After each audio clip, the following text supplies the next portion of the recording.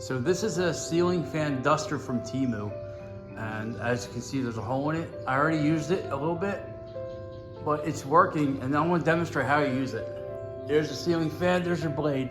You push it in like that and then release. One more time. It's a real pain in the ass to get in, and then you release. So look at all that dirt. Look at that. Not bad. And the handle's not long. It's telescope, but it's really not that long. So, not bad from Temu. It's all right. We're gonna try this ceiling fan now. This ceiling fan is disgusting. We're gonna, wow, you kidding me? Holy, look at this fan. So dirty. I know you ceiling fan collectors out there. I know you might want this item. Let's see.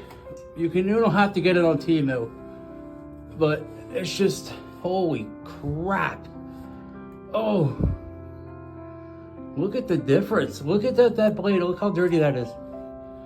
Hold on. Holy. Let's see. It is a real struggle to get on the blade because it's not. Yeah, it is a struggle to get on the blade.